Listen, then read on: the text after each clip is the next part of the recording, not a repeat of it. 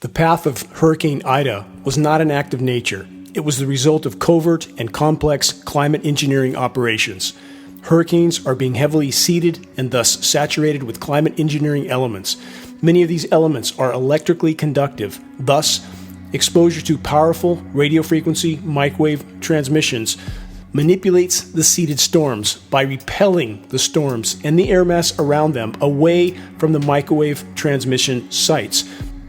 Land-based sites and sea-based SPX microwave platforms. This effect is clearly visible on this microwave transmission level monitoring loop that Geoengineeringwatch.org captured during Hurricane Ida's path.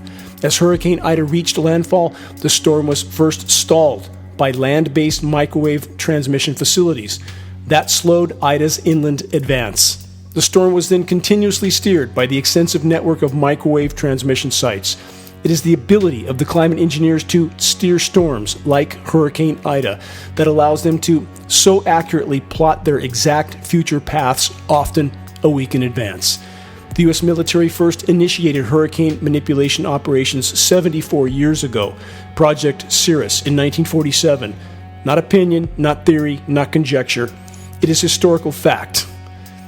If the weather controllers did not want Hurricane Ida to ever even develop, it would not have. If the geoengineers did not want Ida to make landfall, it would not have. In other parts of the country, if the climate engineering cabal were not completely blocking the flow of moisture into the U.S. West, it would not be completely drying up and incinerating. All the way back in the 1960s, in Vietnam, the U.S. military used weather modification operations to flood whatever they wanted. Again, not theory, it's historical record. Are we to believe that after a half century of rapid technological increases in weather modification, that the climate engineers could not augment precipitation anywhere they want, like along the U.S. West Coast, with the whole Pacific Ocean on the doorstep? The weather makers are actually aggressively blocking precipitation from the U.S. West. This is a satellite image proven fact. Climate intervention operations are nothing short of weather warfare.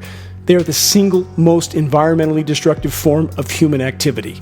The weather makers leave nothing alone. Nothing. All is now tainted. Covert climate modification programs are not only decimating the planet's last remaining life support systems with epic drought and deluge scenarios, the highly toxic fallout from these operations are contaminating every breath we take. The fight to expose and halt climate engineering is a fight for life, nothing less.